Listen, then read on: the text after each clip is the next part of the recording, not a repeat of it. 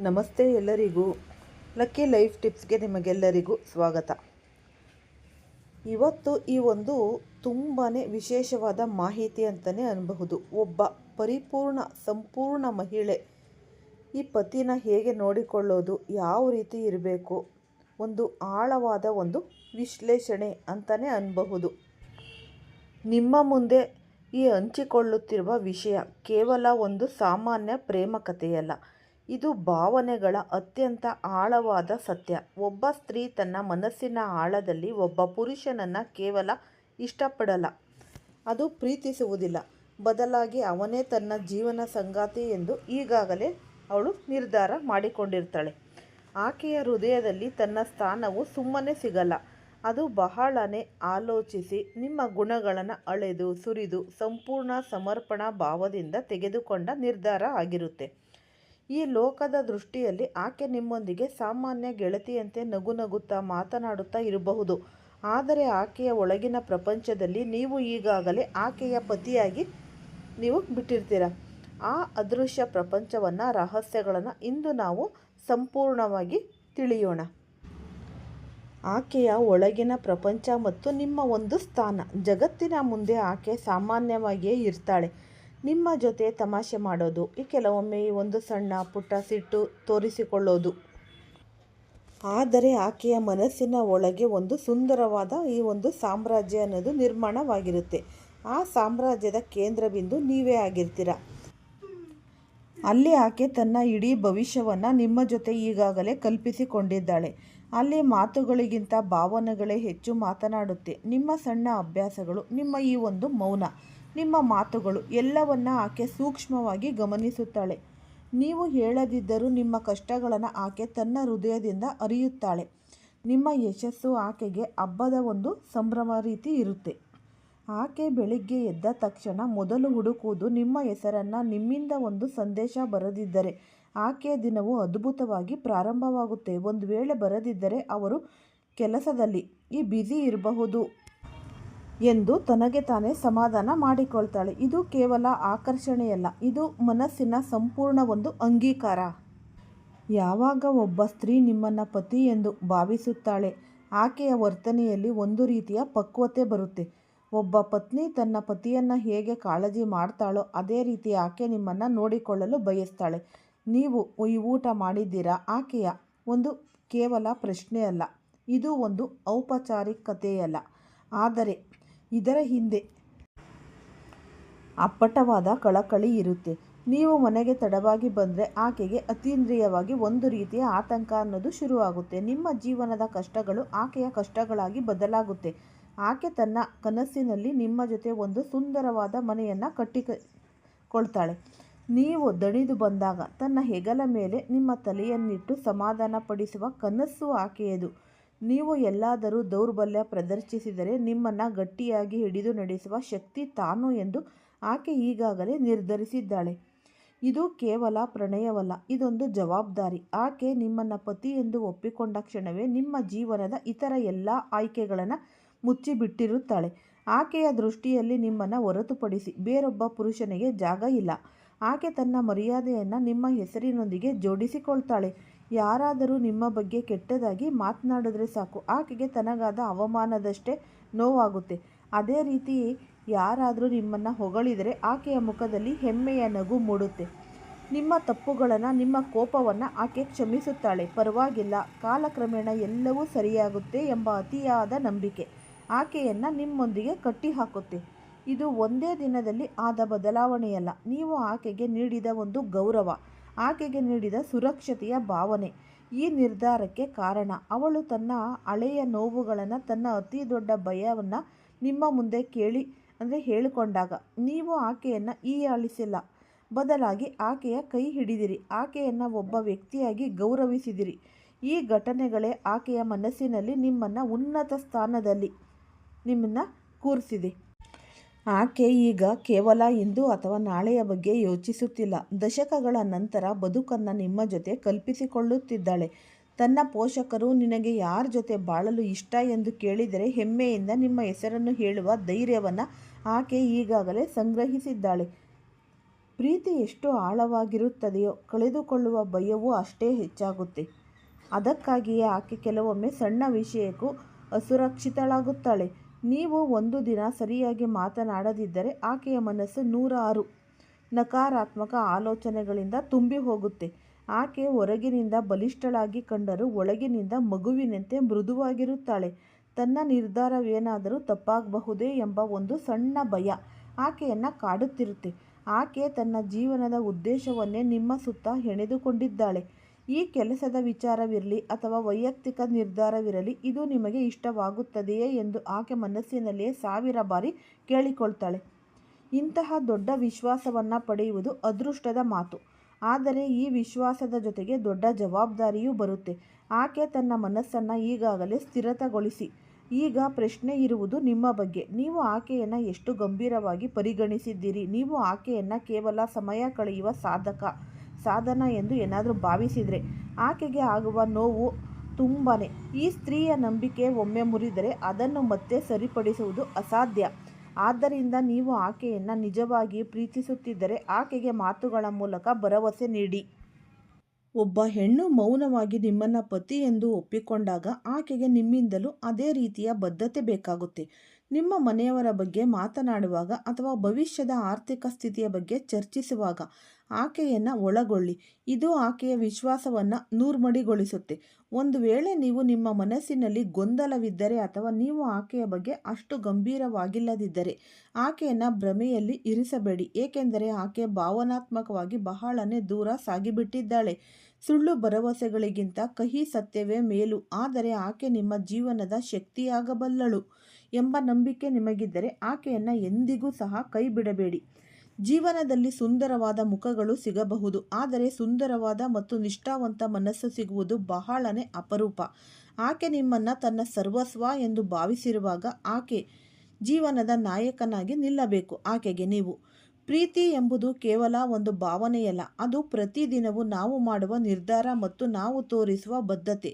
ನಿಮ್ಮ ನಡುವಿನ ಈ ಸಂಬಂಧವು ಕೇವಲ ಒಂದು ಕಲ್ಪನೆಯಾಗಿ ಉಳಿಯದೆ ವಾಸ್ತವವಾಗಲಿ. ಆಕೆಯ ನಂಬಿಕೆಗೆ ನೀವು ಯೋಗ್ಯರು ಎಂದು ಸಾಬೀತುಪಡಿಸಿ. ಆಕೆಯ ಪ್ರತಿ ಹನಿ ಕಣ್ಣೀರು ಮತ್ತು ಪ್ರತಿ ನಗು ಕೂಡ ನಿಮ್ಮ ಜವಾಬ್ದಾರಿಯಾಗಿದೆ. ಒಬ್ಬ ಹೆಣ್ಣು ತನ್ನ ಮನಸ್ಸಿನಲ್ಲಿ ಪತಿಯ ಸ್ಥಾನ ನೀಡಿದ್ದಾಳೆ ಎಂದರೆ ಆಕೆ ತನ್ನ ಆತ್ಮ ಗೌರವವನ್ನೇ ನಿಮ್ಮ ಕೈಗಿಟ್ಟಿದ್ದಾಳೆ ಎಂದರ್ಥ. ಆ ಗೌರವವನ್ನು ಕಾಪಾಡುವುದು ಒಬ್ಬ ಪುರುಷನಾಗಿ ನಿಮ್ಮ ಕರ್ತವ್ಯ. ಹಿಂದೆ ಆಕೆಯ ಕಣ್ಣುಗಳಲ್ಲಿ ಇರುವ ಆ ನಂಬಿಕೆಯನ್ನು ಗುರುತಿಸಿ ಮತ್ತು ಆಕೆಗೆ ನಾನು ನಿನ್ನವನು ಎಂಬ ಭರವಸೆಯನ್ನು ನೀಡಿ. ಈ ಸುಂದರ ಸಂಬಂಧವು ಮದುವೆ ಎಂಬ ಪವಿತ್ರ ಬಂಧಕ್ಕೆ ಸಾಕ್ಷಿಯಾಗಲಿ ಎಂದು ಆಶಿಸುತ್ತೇನೆ. ಈ ಒಂದು ಸಂಬಂಧ ಹೇಗೆ ಗಟ್ಟಿಗೊಳಿಸಬೇಕು ಮತ್ತು ಆಕೆಯ ಭಾವನೆಗಳನ್ನು ಇನ್ನೂ ಆಳವಾಗಿ ಹೇಗೆ ಅರ್ಥ ಮಾಡಿಕೊಳ್ಳಬೇಕು ಎಂಬುದರ ಬಗ್ಗೆ ನಾವು ಚರ್ಚಿಸೋಣ. ಇಲ್ಲಿ ಮುಖ್ಯವಾಗಿ ಈ ಮಹಿಳೆಯು ನಿಮ್ಮ ಹತ್ತಿರ ಬರಲು ತುಂಬ ಸಮಯದಿಂದ ಪ್ರಯತ್ನಿಸುತ್ತಿದ್ದಾಳೆ. ಆಕೆಯ ಈ ಒಂದು ಉದ್ದೇಶ ಇದರಿಂದ ನಿಮ್ಮ ಜೀವನದ ಮೇಲೆ ಯಾವ ರೀತಿಯ ಪ್ರಭಾವ ಬೀರಲಿದೆ ಎಂಬ ಈ ಒಂದು ಗುಟ್ಟು. ಹಾಗಾಗಿ ಮೊದಲಿಗೆ ಈ ನಿಗೂಢ ಮಹಿಳೆಯ ಬಗ್ಗೆ ನಾವು ಮಾತನಾಡೋಣ. ಈ ಮಹಿಳೆ ನಿಮ್ಮನ್ನು ಸೆಳೆಯಲು ಅಥವಾ ನಿಮ್ಮೊಂದಿಗೆ ಆಪ್ತವಾಗಲು ಬಹಳ ಪ್ರಯತ್ನ ಮಾಡುತ್ತಿದ್ದಾಳೆ. ಆಕೆಗೆ ನಿಮಗೆ ಏನನ್ನೋ ನೀಡಬೇಕೆಂಬ ಈ ಒಂದು ಕಾತರವಿದೆ. ಆ ತುಡಿತ ಆಕೆಯ ಮನಸ್ಸಿನಲ್ಲಿ ತಳಮಳ ಉಂಟು ಮಾಡುತ್ತೆ. ಆಕೆ ನಿಮ್ಮ ಮೇಲೆ ಏಕಪಕ್ಷೀಯವಾಗಿ ಪ್ರೀತಿಯನ್ನು ಇಟ್ಟುಕೊಂಡಿದ್ದಾಳೆ. ಆಶ್ಚರ್ಯದ ಸಂಗತಿ ಎಂದರೆ ಆಕೆ ನಿಮ್ಮ ಸಂಬಂಧಿಗಳೇ ಅಲ್ಲ ಅಥವಾ ಹತ್ತಿರದವರೂ ಅಲ್ಲ. ಆದರೆ ಆಕೆಗೆ ನಿಮ್ಮ ಮೇಲೆ ಅತೀವವಾದ ಒಂದು ಒಲವಿದೆ. ನೀವು ಯಾವುದೋ ಲೋಕದಲ್ಲಿದ್ದರೂ ಆಕೆ ಮಾತ್ರ ತನ್ನ ಕಡೆಯಿಂದ ನಿಮ್ಮನ್ನು ಅತಿಯಾಗಿ ಪ್ರೀತಿಸುತ್ತಿದ್ದಾಳೆ. ಈ ಮಾತು ನಿಮಗೆ ಆಶ್ಚರ್ಯ ತರಬಹುದು, ಆದರೆ ಇದು 100ಕ್ಕೆ 100 ಸತ್ಯ. ಆಕೆ ಒಬ್ಬ ವಿವಾಹಿತ ಮಹಿಳೆಯೂ ಆಗಿರಬಹುದು. ಇದನ್ನು ಕೇವಲ ತಮಾಷೆ ಎಂದು ಭಾವಿಸಬೇಡಿ, ಏಕೆಂದರೆ ಈ ಒಂದು ಘಟನೆ ನಿಮ್ಮ ಜೀವನದಲ್ಲಿ ಒಂದು ಸ್ಮರಣೀಯ ಕ್ಷಣವಾಗಲಿದೆ. ಆಕೆ ನಿಮ್ಮ ಬಳಿ ಬರಲು ಒಂದು ಕಾರಣ ಕೂಡ ಇದೆ. ಆಕೆ ವಿವಾಹವಾಗಿದ್ದರೂ ತನ್ನ ಜೀವನದಲ್ಲಿ ಆಕೆ ಒಂಟಿತನವನ್ನು ಅನುಭವಿಸುತ್ತಿರಬಹುದು. ಬಹುಶಃ ಆಕೆಯ ಪತಿ ಈ ಕೆಲಸದ ಒತ್ತಡದಿಂದಾಗಿ ಹೊರಗೆ ಉಳಿದಿರಬಹುದು ಅಥವಾ ಮನೆಯಲ್ಲಿದ್ದರೂ ಆಕೆಗೆ ಕೊಡಬೇಕಾದ ಸಮಯ ಮತ್ತು ಪ್ರೀತಿಯನ್ನು ಕೊಡಲು ವಿಫಲವಾಗಿರಬಹುದು. ಇಂತಹ ಪರಿಸ್ಥಿತಿಯಲ್ಲಿ ತನ್ನ ಒಂಟಿತನವನ್ನು ಹೋಗಲಾಡಿಸಿಕೊಳ್ಳಲು ಆಕೆ ಒಬ್ಬ ಉತ್ತಮ ಸ್ವಭಾವದ ವ್ಯಕ್ತಿಯನ್ನು ಹುಡುಕುತ್ತಿದ್ದಾಳೆ. ಆಕೆಯ ದೃಷ್ಟಿಯಲ್ಲಿ ನೀವು ಅತ್ಯಂತ ಸಜ್ಜನರು ಮತ್ತು ನಂಬಿಕೆಗೆ ಅರ್ಹರು. ನಿಮ್ಮ ಒಂದು ಸಭ್ಯ ವರ್ತನೆಯೇ ಆಕೆಯನ್ನು ನಿಮ್ಮತ್ತ ಆಕರ್ಷಿಸಿದೆ. ನಿಮ್ಮೊಂದಿಗೆ ಮಾತನಾಡಿ ಸಮಯ ಕಳೆಯಲು ಬಯಸುತ್ತಾಳೆ. ಇದು ಯಾವಾಗ ಸಂಭವಿಸುತ್ತದೆ ಎಂಬ ಪ್ರಶ್ನೆ ನಿಮ್ಮಲ್ಲಿ ಇರಬಹುದು.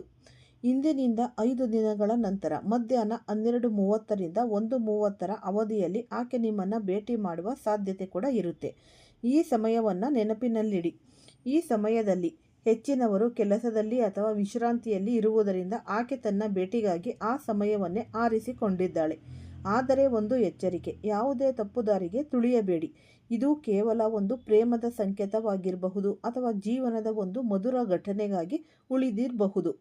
ಈ ಭೇಟಿಯಿಂದ ನಿಮಗೆ ಜೀವನದಲ್ಲಿ ಮರೆಯಲಾಗದಂತಹ ಒಂದು ಅನುಭವ ದೊರೆಯಲಿದೆ.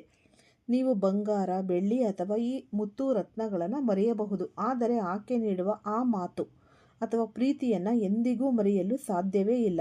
ಸಮಾಜದಲ್ಲಿ ಇಂತಹ ಸಂಬಂಧಗಳ ಬಗ್ಗೆ ಜನರು ಈ ತಲೆ ಕೆಡಿಸಿಕೊಂಡು ತುಂಬಾ ಮಾತನಾಡ್ತಾರೆ. ಪರಸ್ತ್ರೀಯರೊಂದಿಗೆ ಮಾತನಾಡುವುದು ಅಥವಾ ವಿವಾಹಿತ ಮಹಿಳೆಯೊಂದಿಗೆ ಸ್ನೇಹ ಬೆಳೆಸುವುದು ಕೆಟ್ಟದ್ದು ಎಂದು ಬಿಂಬಿಸಲಾಗಿದೆ. ಆದರೆ ಇಲ್ಲಿ ಯಾವುದೇ ತಪ್ಪು ಸಂಭವಿಸುವುದಿಲ್ಲ. ನಿಮ್ಮ ಗೌರವಕ್ಕೆ ಯಾವುದೇ ಚ್ಯುತಿ ಬರುವುದಿಲ್ಲ. ಈ ಭೇಟಿಯು ಇಬ್ಬರಿಗೂ ಮಾನಸಿಕ ನೆಮ್ಮದಿಯನ್ನು ನೀಡುವಂತಹದ್ದು ಆಗಿದೆ. ನೀವು ವಯಸ್ಸಾದ ಮೇಲೆಯೂ ಈ ದಿನ ಈ ಒಂದು ಘಟನೆಯನ್ನು ನೆನಪಿಸಿಕೊಳ್ತೀರಿ. ಇದು ನಿಮ್ಮ ಜೀವನದ ಅತ್ಯಂತ ಸುಂದರವಾದ ಮತ್ತು ಸ್ಮರಣೀಯ ಕ್ಷಣಗಳಲ್ಲಿ ಒಂದು. ಈಗ ಶನಿದೇವರ ಕೃಪೆಯ ಬಗ್ಗೆ ನಾವು ನೋಡೋಣ. ನ್ಯಾಯದ ದೇವತೆ ಹಾಗೂ ಕರ್ಮಫಲದಾತ ಶನಿದೇವರು ಕುಂಭರಾಶಿಯವರ ಮೇಲೆ ಕರುಣೆ ತೋರಲು ನಿರ್ಧರಿಸಿದ್ದಾರೆ. ಸುಮಾರು 27 ವರ್ಷಗಳ ನಂತರ ಇಂತಹದ್ದೊಂದು ದೊಡ್ಡ ಬದಲಾವಣೆ ನಿಮ್ಮ ಜೀವನದಲ್ಲಿ ಆಗುತ್ತಿದೆ. ಇದು ಕೇವಲ ಅದೃಷ್ಟವಲ್ಲ, ನಿಮ್ಮ ಕಳೆದ ಹಲವು ವರ್ಷಗಳ ಸತ್ಯ ಧರ್ಮದ ಫಲವಾಗಿದೆ. ನಿಮ್ಮ ಜೀವನದಲ್ಲಿ ಇಷ್ಟು ದಿನ ಅನುಭವಿಸಿದ ನೋವು, ಕಷ್ಟ ಮತ್ತು ಅವಮಾನಗಳಿಗೆ ಈಗ ನ್ಯಾಯ ಸಿಗುವ ಸಮಯ ಬಂದಾಯಿತು. ಶನಿದೇವರು ನಿಮ್ಮ ಬೆನ್ನಿಗೆ ನಿಂತಿದ್ದಾರೆ. ಮುಂದಿನ 5 ದಿನಗಳು ಕುಂಭರಾಶಿಯವರಿಗೆ ಅತ್ಯಂತ ಸುವರ್ಣಕಾಲ. ನಿಮ್ಮ ಹಳೆಯ ಅರ್ಧಕ್ಕೆ ನಿಂತ ಕೆಲಸಗಳು ಈಗ ವೇಗವಾಗಿ ಪಡೆಯುತ್ತೆ. ಈ ಉದ್ಯೋಗದಲ್ಲಿ ಬಡ್ತಿ, ವ್ಯಾಪಾರದಲ್ಲಿ ಲಾಭ ಮತ್ತು ಪ್ರೇಮ ಜೀವನದಲ್ಲಿ ಸುಖ ಶಾಂತಿ ನೆಲೆಸಲಿದೆ. ನಿಮ್ಮ ದೃಷ್ಟಿಯಲ್ಲಿ ಯಾರು ಸುಂದರವಾಗಿ ಕಾಣುತ್ತಿದ್ದಾರೋ, ನೀವು ಯಾರನ್ನ ನಿಮ್ಮ ಕನಸಿನಲ್ಲಿ ಕಾಣುತ್ತಿದ್ದೀರೋ ಅಂತಹ ವ್ಯಕ್ತಿ ಈಗ ನಿಮ್ಮ ಕಣ್ಣ ಮುಂದೆ ಪ್ರತ್ಯಕ್ಷವಾಗಲಿದ್ದಾರೆ. ಇದು ಭಾಗ್ಯೇಶ್ವರ ಧಾಮದ ಮಹಿಮೆಯಿಂದ ಮತ್ತು ನಿಮ್ಮ ಗ್ರಹಗತಿಗಳ ಬಲದಿಂದ ಸಂಭವಿಸುತ್ತಿದೆ. ಕುಂಭರಾಶಿಯವರೇ, ನೀವು ಜೀವನದಲ್ಲಿ ಬಹಳಷ್ಟು ಸೋಲುಗಳನ್ನು ಕಂಡಿದ್ದೀರಿ.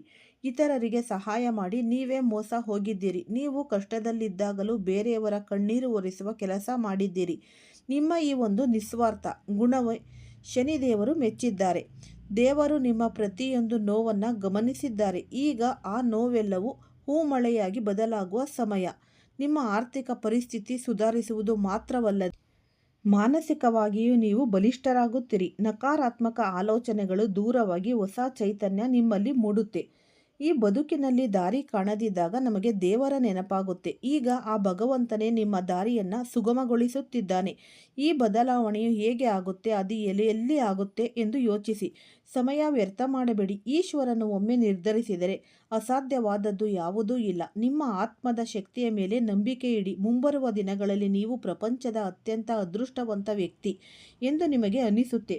ಏಕೆಂದರೆ ನಿಮಗೆ ಸಿಗಲಿರುವ ಪ್ರೀತಿ ಅಥವಾ ಯಶಸ್ಸು ಅಪ್ಪಟವಾದದ್ದು ಮತ್ತು ಈ ದೈವದತ್ತವಾದದ್ದು. ಹಳೆಯ ನೋವುಗಳನ್ನು ಮರೆತು ಹೊಸ ಜೀವನಕ್ಕೆ ಹೆಜ್ಜೆ ಹಾಕಿ. ನಿಮ್ಮ ಕನಸುಗಳು ನನಸು ಮಾಡಲು ಇದು ಸಕಾಲ. ಯಾರೂ ನಿಮ್ಮನ್ನು ತಡೆಯಲು ಸಾಧ್ಯವಿಲ್ಲ, ಏಕೆಂದರೆ ಸ್ವತಃ ನ್ಯಾಯದೇವತೆ ನಿಮ್ಮ ರಕ್ಷಣೆಗೆ ಇದ್ದಾರೆ. ನಿಮ್ಮ ಜೀವನದ ಈ ಅದ್ಭುತ ಪ್ರಯಾಣ ಶುರು ಆಗಲಿದೆ. ಆತ್ಮವಿಶ್ವಾಸದಿಂದ ಮುನ್ನಡೆಯಿರಿ. ಈ ಮಾಹಿತಿಯು ನಿಮ್ಮ ಜೀವನದಲ್ಲಿ ಹೊಸ ಭರವಸೆಯನ್ನು ಮೂಡಿಸಲಿ ಎಂದು ನಾನು ಆಶಿಸುತ್ತೇನೆ. ಕೊನೆಯದಾಗಿ, ಭಕ್ತಿಯೇ ಜೀವನದ ಮೂಲಾಧಾರ. ಶನಿದೇವರ ಮೇಲೆ ಮತ್ತು ನಿಮ್ಮ ಕುಲದೇವತೆಯ ಮೇಲೆ ಅಪಾರವಾದ ಶ್ರದ್ಧೆ ಇಡಿ. ಸತ್ಯದ ಹಾದಿಯಲ್ಲಿ ನಡೆಯುವವರಿಗೆ ಜಯ ಖಂಡಿತ. ಈ ಸುವರ್ಣ ಅವಕಾಶವನ್ನು ಬಳಸಿಕೊಳ್ಳಿ ಮತ್ತು ನಿಮ್ಮ ಜೀವನವನ್ನು ಸುಂದರವಾಗಿ ಇರಿಸಿಕೊಳ್ಳಿ. ಮರೆಯಬೇಡಿ, 5 ದಿನಗಳ ನಂತರ ನಿಮ್ಮ ಬದುಕಿನ ಹೊಸ ಅಧ್ಯಾಯ ಪ್ರಾರಂಭವಾಗಲಿದೆ. ಈ ಉಪಯುಕ್ತವಾದ ಮಾಹಿತಿ ನಿಮ್ಮೆಲ್ಲರಿಗೂ ಕೂಡ ಇಷ್ಟ ಆಗಿದೆ ಅಂತ ಭಾವಿಸ್ತೀನಿ. ಇಷ್ಟ ಆಗಿದ್ರೆ ಲೈಕ್ ಮಾಡಿ. ಹೊಸದಾಗಿ ಯಾರಾದರೂ ನೋಡ್ತಾ ಇದ್ದರೆ ಅವರು ಕೂಡ ಈ ಚಾನಲ್ಗೆ ಸಬ್ಸ್ಕ್ರೈಬ್ ಮಾಡಿಕೊಳ್ಳಿ. ಈ ವಿಡಿಯೋವನ್ನು ಹೆಚ್ಚಾಗಿ ಶೇರ್ ಮಾಡಿ. ಕಮೆಂಟ್ ಬಾಕ್ಸ್ನಲ್ಲಿ ಓಂ ಶ್ರೀ ಶನೇಶ್ವರಾಯ ನಮಃ ಅಂತ ಕಮೆಂಟನ್ನು ಹಾಕಿ, ಇಲ್ಲ ಅಂದರೆ ನಿಮ್ಮ ಮನೆ ದೇವರು, ನಿಮ್ಮ ಒಂದು ಕುಲದೇವರ ಹೆಸರನ್ನು ಈ ಕಮೆಂಟ್ ಬಾಕ್ಸ್ನಲ್ಲಿ ಹಾಕಿ. ಆದಷ್ಟು ನಂಬಿಕೆ ಮತ್ತು ತಾಳ್ಮೆ ಇದ್ದಲ್ಲಿ ನಿಮ್ಮ ಜೀವನದಲ್ಲಿ ಅಖಂಡ ಮಟ್ಟದ ರಾಜಯೋಗ, ಧನಪ್ರಾಪ್ತಿ ಯೋಗ ಎಲ್ಲವೂ ಕೂಡ ನಿಮಗೆ ಅದೃಷ್ಟ ಅನ್ನೋದು ಒಲಿದು ಬರುತ್ತೆ. ಎಲ್ಲರಿಗೂ ಸಹ ಧನ್ಯವಾದಗಳು.